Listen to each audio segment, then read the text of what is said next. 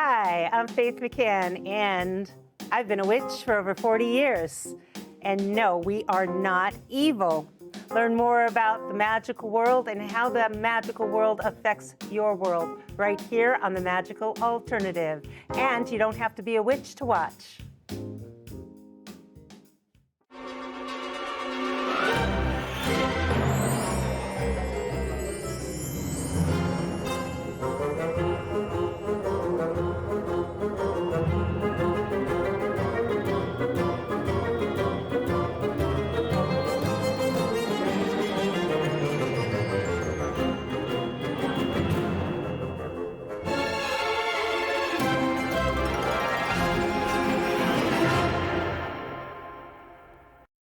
Hello and welcome to The Magical Alternative. I'm Faith McCann, and I'd like to welcome you to November Sound. Give me a hand, everyone. And the crew of The Magical Alternative. And tonight, our guest in studio, we have the wickedly talented Technicolor, has his finger in every pie, Mr. Jacques Lamar. Thank you. And he is let me make sure I get this right. I'm a playwright. You're a playwright? Yes, and I have a play that's coming soon that we'll be talking about. And I also write for a number of different drag performers. That's this great. being Pride Month. Yes, Great Pride timing. Month. It's perfect. And I've met you a long time ago, and you were just doing a little bit of everything. So I just I wanted to still do. That's I still awesome. do. And we have a friend of yours, Zoe Golubsas, and you are the Associate Artistic Director of the Hartford Stage. That is awesome. Welcome. I'm so glad I can have you guys here. I have an amazing interview with such a cool dude. Wait till you meet him, Mr. Keir Cahulan. And he is from our amazing neighbor to the north, Canada. Give him a hand. And in addition, it's Father's Day this month, so we want to give all the fathers a happy, safe Father's Day. We love you all. Well, welcome to June. We're already halfway through the year. I know, right? Don't blame me. It's not my fault. Like it's a surprise. Don't you love it when everyone tells you, can you believe it's April yet? Can you believe it's May yet? I mean, it's not my fault. It's almost June, but don't tell them yes. Yes, you can believe it. I do that, and they do not like it when you don't play along. I mean, so just tell them, right? It is June. I can't believe it either, but we've had kind of a crazy year. But we're going to be talking about some fun things today. And we're going to be focusing on one of the typical events we find in June, and that is weddings. So I'm actually going to a wedding this weekend for a niece of ours. And so I thought I would talk about some superstitions and traditions of weddings. I don't know if you've been to one lately, but do objections still happen? I don't think so. No. I've been asked for support, Oh, really? but no objections. And I've objected, but no one's cared. Yeah, I'll support your objection. Thank you. Right? Thank you. I mean, in minister school, I've conducted a lot of, and there's no such thing as minister school, at least not for us, but we've never been taught to respond if there's an objection. It's kind of like, if you want to object, go ahead, now sit down and we've got to move on. So nobody stops anything. So, but yeah, now, when it comes to weddings, the first weddings that we can find in history for June seem to go back to the ancient Romans. And the reason it was in June, and I bet you all have a reason. What do you think? What have you heard about weddings being in June for? Have you ever heard of any reasons for it? School's over. Good weather. The weather. I've heard so many things recently. There's been a lot online of people only bathed once a year and they were cleaner in June. Have you heard that? That's not true. That's absolutely not true. People bathed throughout history. All kinds of cultures and religions bathed, and probably like once a week The wealthier people bathed more than that. We're a little bit bougie, bathing all the time, every day. So no, that wasn't it. The Romans focused weddings in June because that was the month that they attributed to the goddess Juno, who was the goddess of weddings, fertility, and safe childbirth.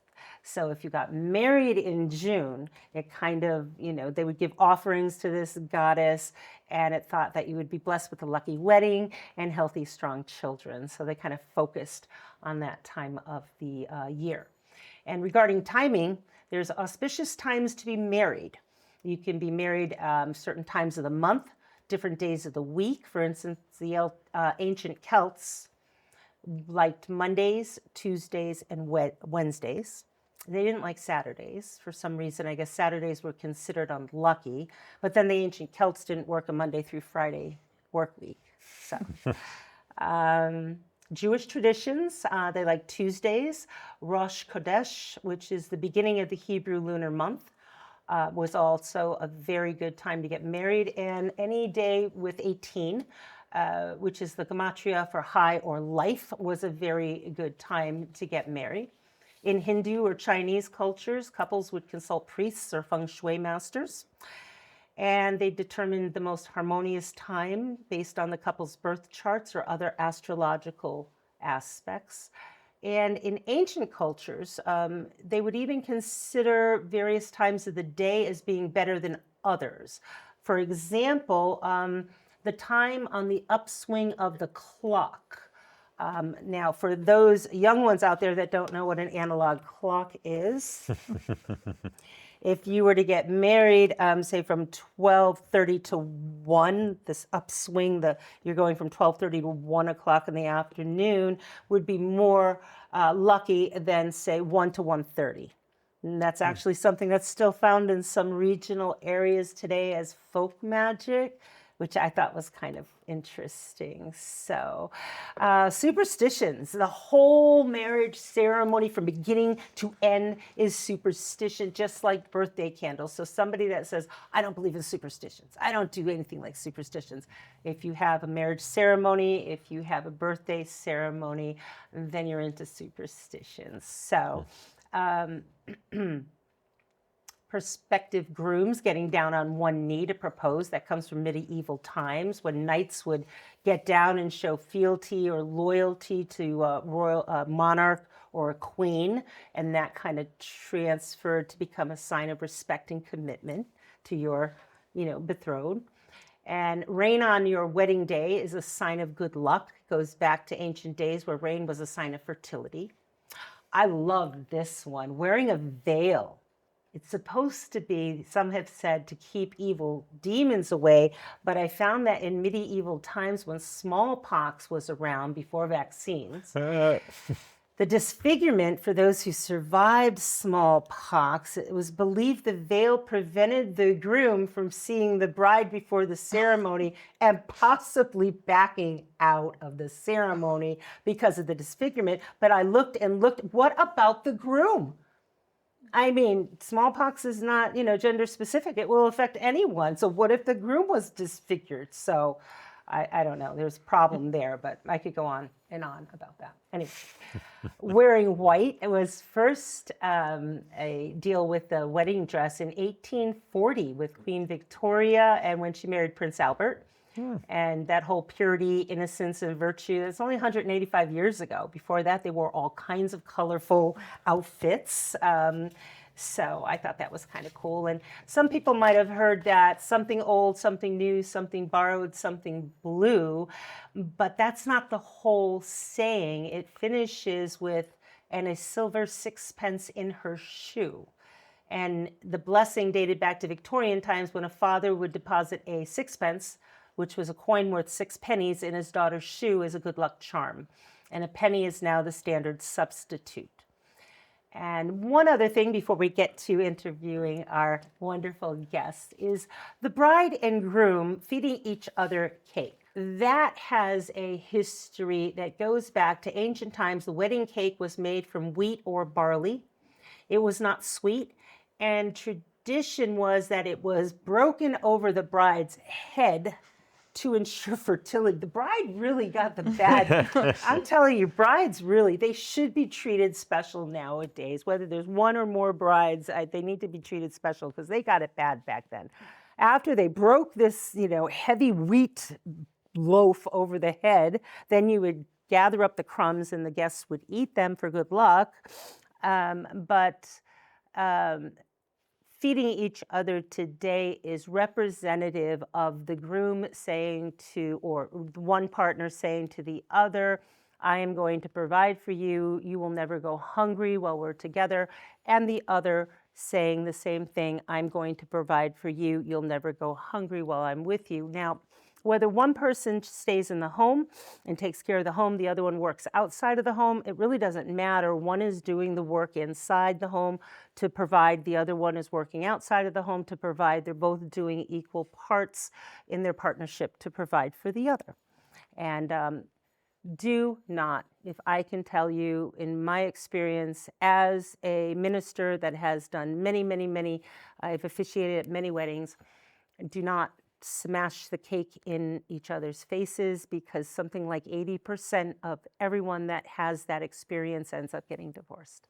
Psychologists have said it shows emotional immaturity and hostility and all kinds of other things. And so if you're going to do it, you feed each other nicely. Don't be messing up the makeup and the hair. And so, so anyway, so there's all kinds of things we could talk about when it comes to weddings in June, but I want to talk to you guys. So it's so great to have you here. Yes. You have so many exciting things. I love both of the Playhouse and both Hartford Stage. So who wants to go first? I kind of feel like your play is a great segue from weddings. From ancient times. Ancient Yes, times. ancient times. And mythology and Yes. and pagan beliefs and whatnot. And surprisingly marriages too. And marriages, yes. Let's see if we can get them all together. I was going to say Okay. marriages comes in mind as well. So, but we'll have you go with yours first. All right, Zoe, go. So I'm currently directing a play called Hurricane Diane. It's written by a playwright, Madeline George.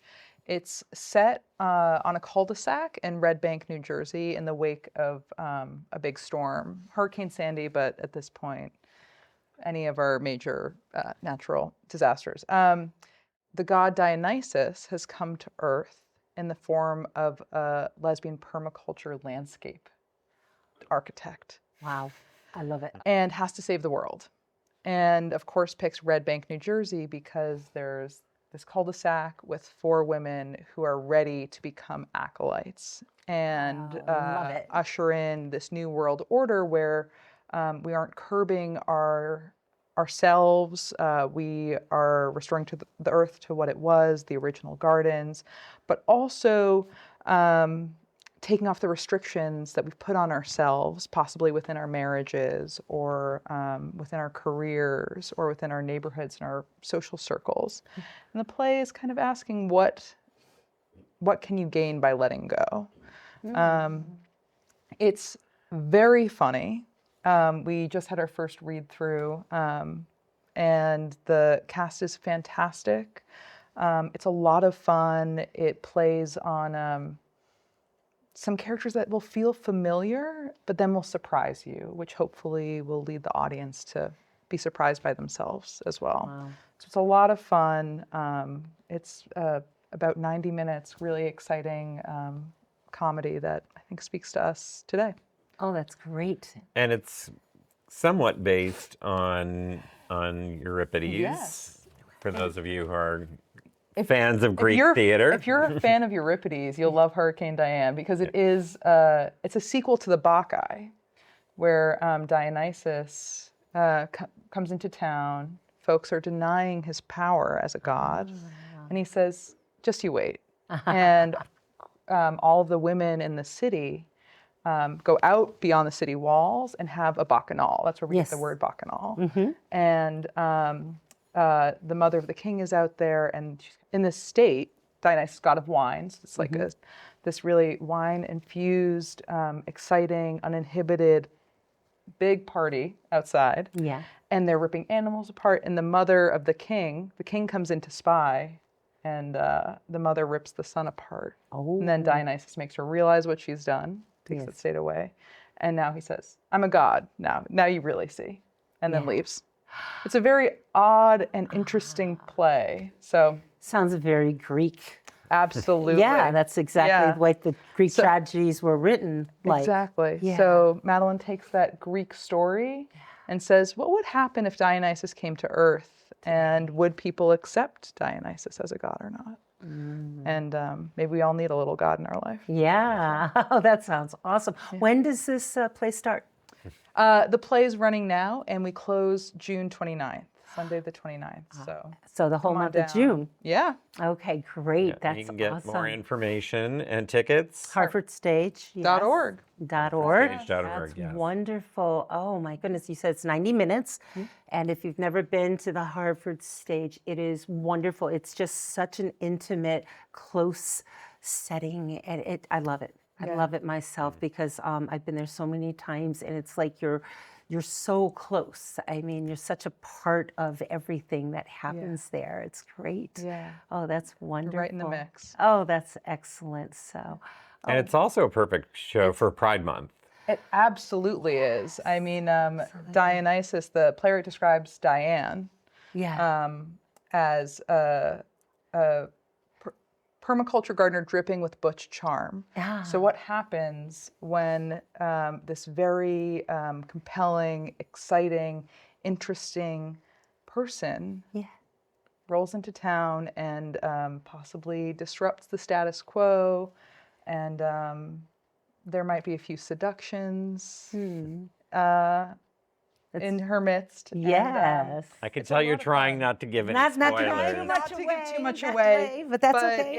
it is really a celebration of people just allowing themselves to exist as who they are and kind of exit out of the boxes that we literally put ourselves in our homes and our relationships, and to as someone once said, letting things get a little wild in the name of the greater good. So I like that. it's a lot of fun and definitely a great event to add to your Pride Month. Oh, that sounds wonderful. And it also has an environmental message as well. correct? Absolutely. But again, I don't know how much we can give away. That's Yeah. that's very important too, the environmental message. We all need to hear that and remember it. So that sounds great.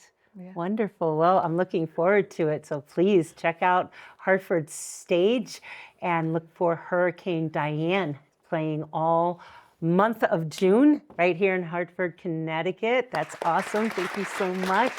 And Jacques, what do you have to tell us about the Playhouse? Well, I have a new show opening this month at Playhouse on Park in West Hartford. Now, they've done a reading of one of my plays before, and I participated in their what they call 24 hours of theater, where they lock you into a theater and you have to write a play, and then the next day What?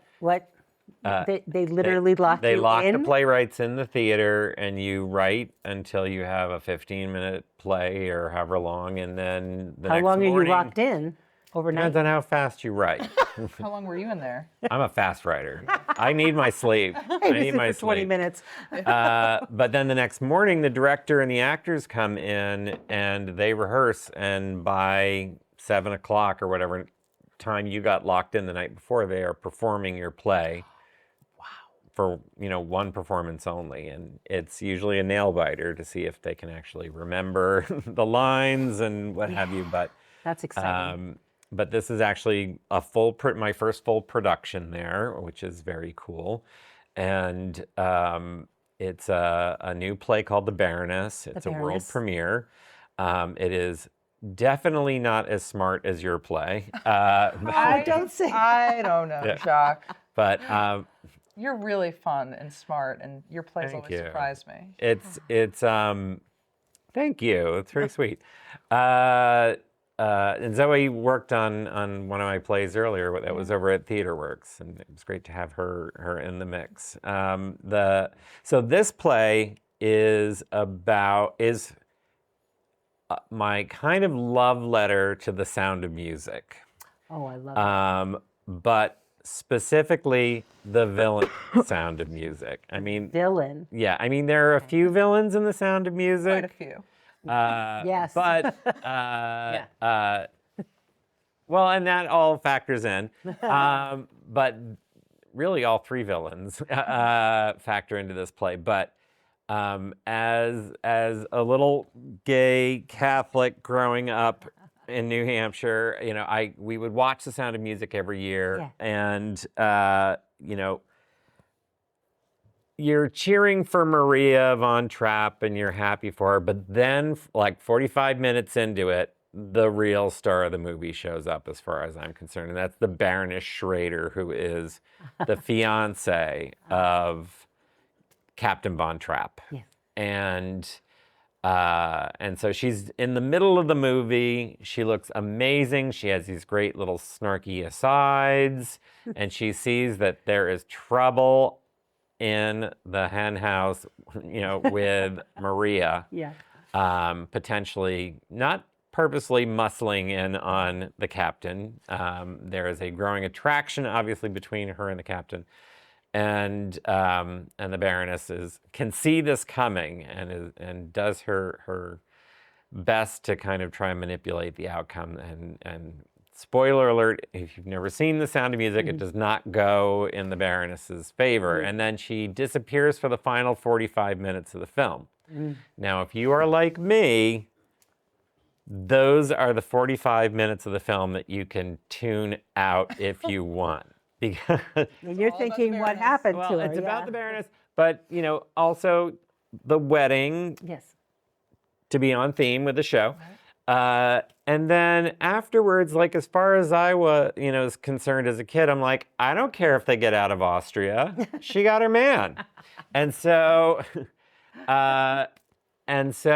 my play is basically jumps off at the exact moment that the Baroness gets back to her room after being dumped by the captain.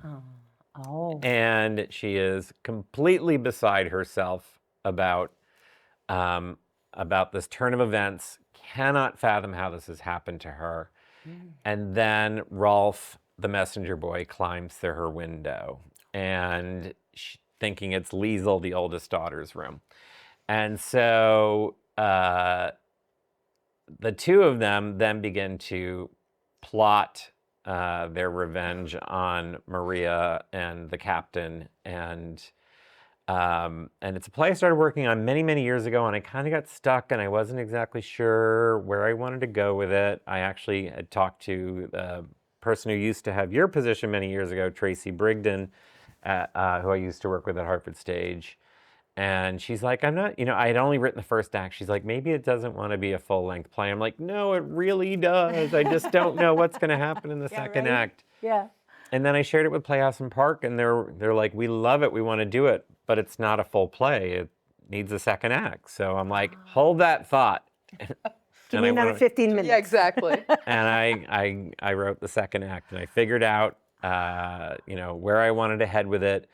But also, you know, not just tell the story of the Baroness and give her a bit of a backstory, same with Rolf, but also, you know, one of the things about the Baroness is she's kind of, what we call a Nazi sympathizer. I've heard of them. But the thing is, like, she's not cheering on the Nazis. You know, I don't know if I would say that she's sympathizing with them. She's just like, this is going to happen, so just go along with it. You know, as an Austrian, she knows that Germany is coming, the Third Reich is coming, that Austria is going to get sucked into it. And she's just like, this is the New World Order, which is what we're facing right now. Yeah. And so, Unfortunately, yeah. and so in through her window climbs a Nazi youth. And so it allowed me without, it's a comedy, so I don't want it to suddenly like grind to a halt and, take us completely out of the moment. But at the same time, the moment that we're living in made me say, why do people embrace these ideologies? What is it that would draw a Rolf to Hitler the way certain people are drawn to certain people, and I won't say Yeah. names, but Yes. and what would it take to get a Nazi sympathizer off the fence and into doing the right thing? Oh. And so, and still, again, have fun with it. And so- keeping the comedic. yeah. you I mean, know, the thing is, it has its moments foundation. where it I don't It's want to say it serious. stops being a comedy, but becomes emotional and topical in ways that hopefully the audience will be surprised. Not your audience, because they'll be expecting it now. Yeah. But Sure, they'll still We be won't surprised. Yeah. say a word. but we have a terrific director, these two amazing actors. It's a 2-actor piece. Playhouse on Park, if you've never been there, is in West Hartford on Park. I'll give a landmark that everyone knows. It's next to A.C. Peterson's Ice Cream. And so you can have your ice cream and your entertainment.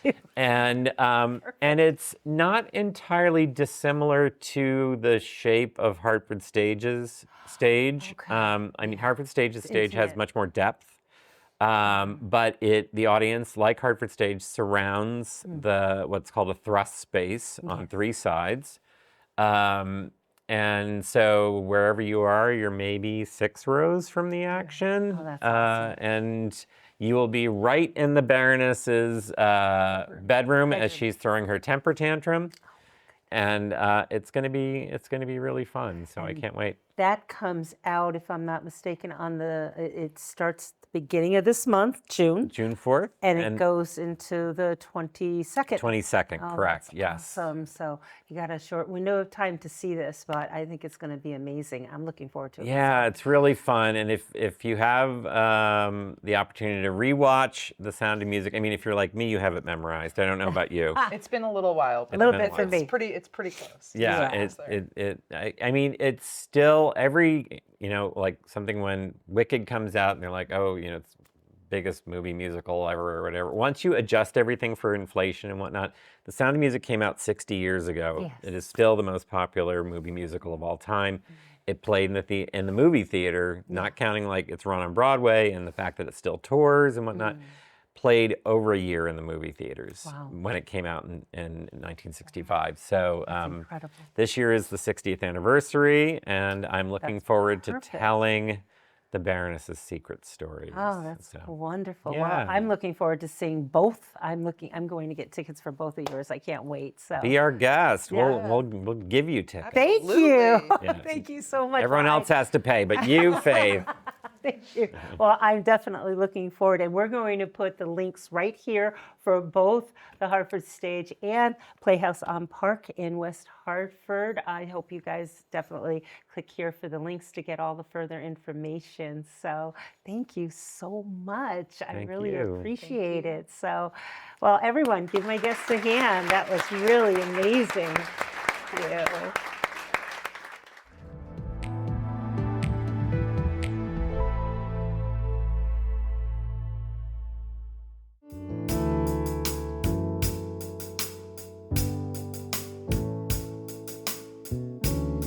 When your legs don't work like they used to before, and I can't sweep you off of your feet,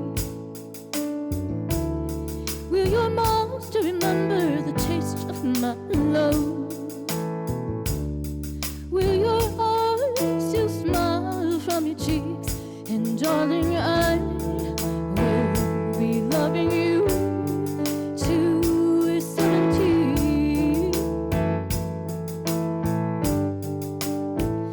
And baby, your smile's forever in my mind and memory.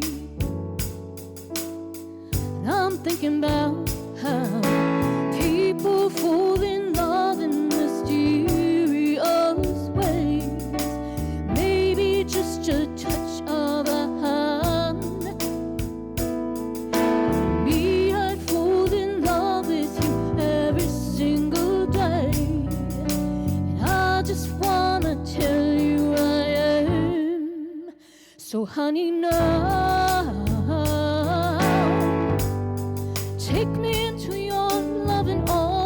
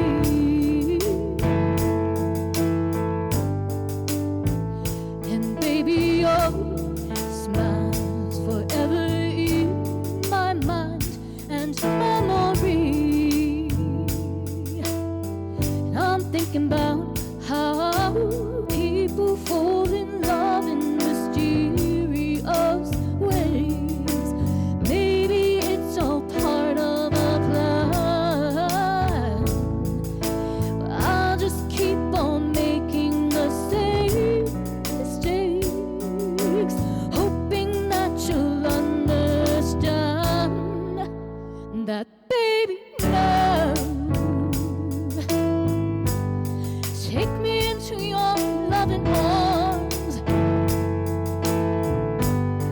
Kiss me under the light of 1,000 stars. Oh, darling, place your hand on my beating heart. I'm thinking out loud that maybe we found a love right where we are, and maybe we found a love right where we are, and we found a love right where we are.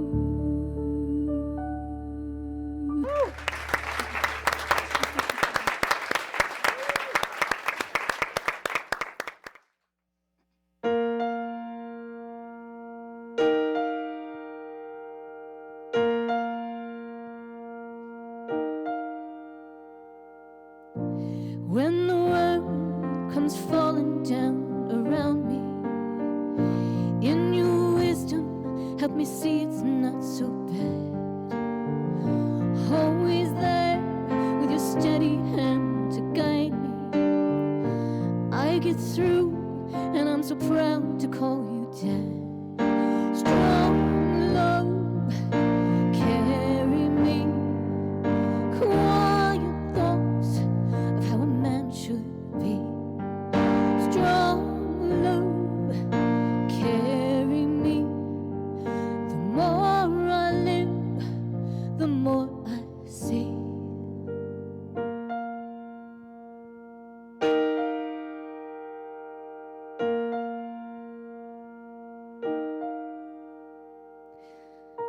When the world tries to say that you don't matter, you just keep going and don't let it bother you. They mock, they scorn your selfless dedication. Respect and love from me for everything you do. Strong love, carry me. Quiet thoughts of how a man should be. Strong love, carry me. The more I live, the more I see.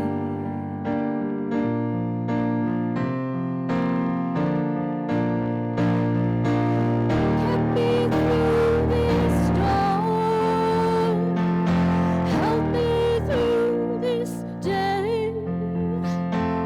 The raging winds that blow, you know just what to say. I know my Father knows. I know my Father knows.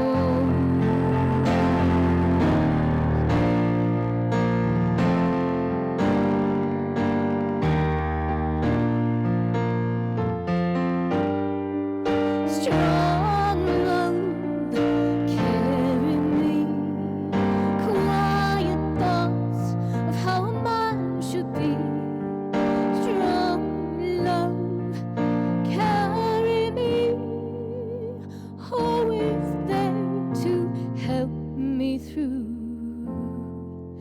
I know my Father knows.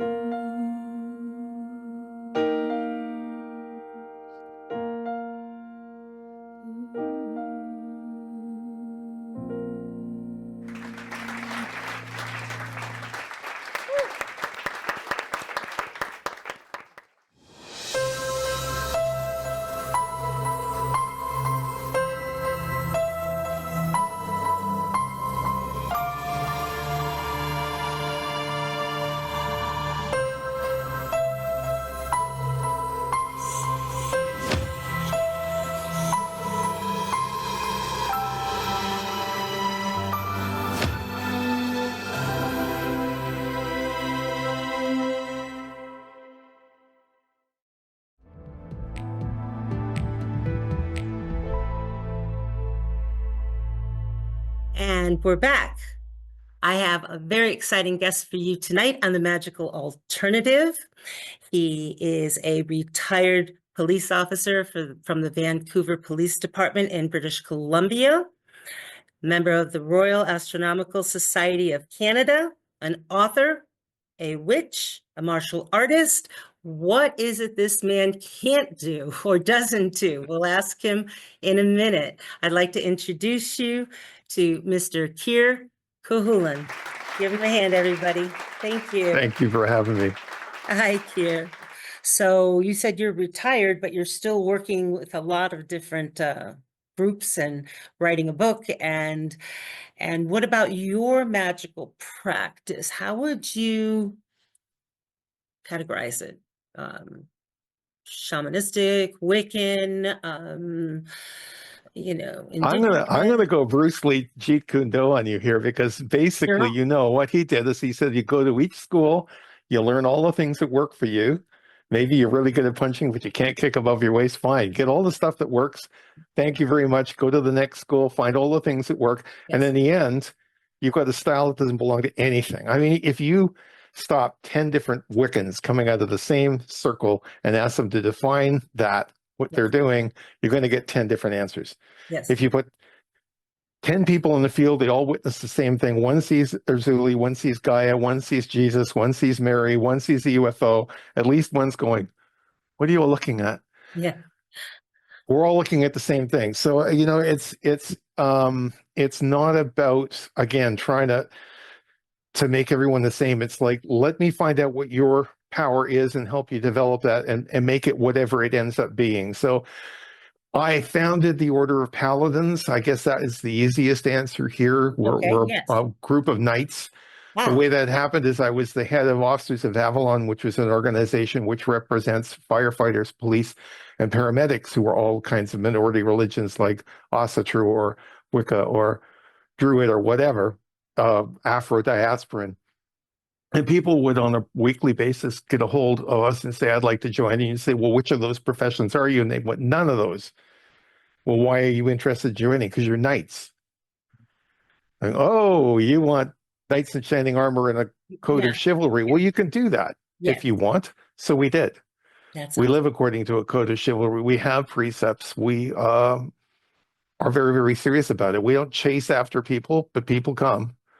And we end up with some really good people. It's not big, but it doesn't need to be. But it's allowing people to fully explore who they are and become everything they can be, and then passing it on to the next person. So I yeah. like that. So long-winded answer, but that's basically where I am right now. I love it because that's exactly what I feel like, having studied so many martial arts, and having studied so many magical practices from ancient Judaic magic to hoodoo to Celtic to all of it. I mean, I say Wiccan because under our Constitution, it's recognized. There's several cases that had been before our Supreme Court that recognizes it as an official religion. So, I have a problem. I'm going with that one, but as far as my students are concerned, I could be teaching Babylonian magic today and Jewish magic next weekend. I learn a lot from Dr. Jeremy, who is just amazing. He's got so much to offer. And so because, I've had students interested in Egyptian or, whatever calls to them. I think that's really important. I love Some of the best stuff that we got in the order ended up from someone walking in with something that we'd never seen before. And the next thing you know, we went, wow. Like there's one exercise that we do that we got from a member who came from Chinese sword fighting. And you basically get everyone walking in a circle. Yeah. And you say, okay, I want you to focus on the center. Focus your energy on the center. And what's going to happen is I'm going to point to one of you. And what I want you to do is leave the circle, cross, and lock back in and keep walking. So you do that for a while. Everyone's got a chance to go across. So you say, okay, now what I'm going to do without warning, without saying anything, is change direction. And I want you, don't look at me, look at the center of the circle. And this, and what happens is like starlings. You suddenly go boom this way, boom that way. And then you step into the circle and say, I'm going to point to you. And when I do, I want you to do the same thing. Don't tell anyone you're going to do it. And it's amazing because it gets people feeling the chi, the flow of the thing. And they start realizing this is how I have to react because I don't have time with a sword in my hand to say, oh, look, here he comes with, you just gotta Yes. dance, right? That's awesome. I love it. And I love the way you're blending the martial arts with the magical. That's ideal. I'm going to steal that one. I like it. You know, I mean, you get a simple exercise where you stir up chi, like Yeah. Sinawali with the sticks, for example. You put a stick in someone's hand, they've never held one in their life. So I'm going to show you a simple drill. Yes. Yes. And you're going to stir up energy. And once you've got everyone doing that, then what you say is, okay, I'm going to have you all close your eyes because one of my colleagues has concealed themselves nearby and they're going to start stirring up chi. And as soon as you sense it, I want you to point at it. And what's Ah. going to happen is 80% of the people are going to point directly at them and Yep. 80 and the 20% are going to point directly away, Mm. which is not an error. It means that they're pointing up downstream rather than upstream because they're not used to it. And as Yes. soon as you point out, this is what you've done, Yes. and you do it again, they're all pointing in the same direction. It works amazingly well. Yeah. You know, so that's the kind of stuff that we do to try and get people to feel the energy and see how simple it is to stir it up. I've had my students pair up, and this is something I took directly out of one of our classes at the dojo. Is, you know, they pair up. And one person has their eyes closed, and the other person will, you know, when I say go, nobody knows when, but the other person will come at the head without touching, Mm-hmm. and then the other person has to just block it and you know, just slowly at first. And in the martial arts, we were able to just, you know, without even, we just knew where that Mhm. attack was coming from. And they don't believe they can do it until they start doing it. And it's just really, it's amazing. We do it all the way up to the point of maybe a 3rd degree initiation where I'll cast a circle and then whoever is initiating has to find the doorway that I cut in Mm-hmm. to Good. the circle. So we do a lot of that, but I like the idea of just having a lot more of that. I think it's very helpful. I went to a sacred circle gathering in Texas years ago. And we had 40 mostly military pagans, all mostly knowing martial arts, and they had a square area, about 40 yards, gravel, blindfolded us, played some drumming music, and turned us loose, and we all started dancing. Oh, really? Nobody ever collided. Occasionally you would brush past. And we've developed that now in the order to where we will have like a living room. It's a much smaller area. You go one person on each side, because if the person starts to leave the area, they can sense that person, then they'll turn back in. It's just to keep them in the area. Yes. And you put 2 people in there and you turn them loose, and 2 things will happen. The first is they'll both face each other and start mirroring each other. Yes. And the other is they'll stand shoulder to shoulder or one behind the other and do it. Yes. The last time I did it with Amber Kay at Ardantine, we were about this close. People were Oh. saying, how could you not be touching each other? Exactly. But, you know, Yeah, you can feel that energy. exactly. Yeah. People don't realize we sense other people's energies all the time. I try to explain to them when you go to the bank, you know, people tend to put more space between because, you know, they're their Mhm. money, you know, at the super food market, it might be a little bit closer, but we're always sensing that energy without even giving it any conscious thought. So when you do, it changes everything. So Yes. it's really exciting. So, well, my goodness, it has been really lovely talking with you. And I certainly hope we'll be able to talk again in the future. I would really love to have you on the show again.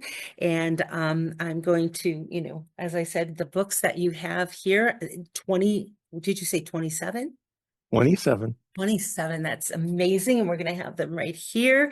And I'm going to be looking for the ones I do not have on my bookshelf. So, Well, I write under other names. I've written as C.A. Ennis. I've written Sword and Sorcery, okay. fantasy. Ennis? Yeah. Oh, that's, And as Carrie Bryce, I've written paranormal romance. oh, Because nobody believes that a guy could write more. You know, there are all kinds of male romance writers, but they all write under female names because nobody believes that a guy could do it until they do it. right. So Exactly. And Carrie Bryce. Rice. Oh, well, we're going to track those down. That's why. But you're right. Some of the best books I have seen are written by men when it comes to magic or fantasy. And you're right. Unfortunately, they either use initials or, like you said, a different name. And that actually was the opposite back in the late 1800s, where women writers would use Yes. male names because nobody could believe a woman could do Like that. Nora Roberts writes, Yeah. Yeah. his J. Rob. futurist, yes, Yes. J.D. Robb futuristic detective stuff. And the reason she did J.D. Robb is because they were going, well, no one's going to believe you could do that. Well, of course, everyone knows that they're the same person now, Yes. but she had to do that to Beginning. make it work originally. So Incredible. So, well, it was really lovely talking with you, Mr. Caholen, and I wish you well. And I'm going to be looking up your Royal Astronomical Society of Canada World Asterism Project. I'll Really, send you the link. I'll email you the links. please Put do. that We're in going to there. put it up right here. And you have a great rest of your day. Thank you so much for being on The Magical Alternative. Thank you for having me. It's been a pleasure. Thank you. Take care. Bye-bye. Bye now. Hi, I'm Faith McCann, the host of The Magical Alternative. I really hope you've been enjoying our show. Have you checked out the other interesting, entertaining, and informative shows here at Community Voice Channel? Local government, religion, and entertainment right here in your home or on your personal digital device. Well, public access television is in danger of being canceled. I know, that's right. Government funding is being cut, and we want to continue giving you the shows that you enjoy. You can show your support by scanning this QR code with your smartphone and make any size donation. All donations go to keep your favorite shows coming to you every month. We thank you for your support. And I'd like to thank our guests tonight. I'd like to thank my guests, Jacques Lamar and Zoe Golub-Sass. Thank you guys. November Sound. And I'd like to thank Mr. Keir Caholen. Such interesting information, and I'm looking forward to having him back again. I'd like to thank our crew from The Magical Alternative. And of course, if you have any questions, comments, or suggestions, you can send them right here to magicalalt1818@gmail.com. Is it your dream to be on television, to have your own TV show? How do you do it? Contact the public access television station in your town. They will help you do a show just like mine, The Magical Alternative. I want to thank everybody on the crew and at CVC. Thank you very much.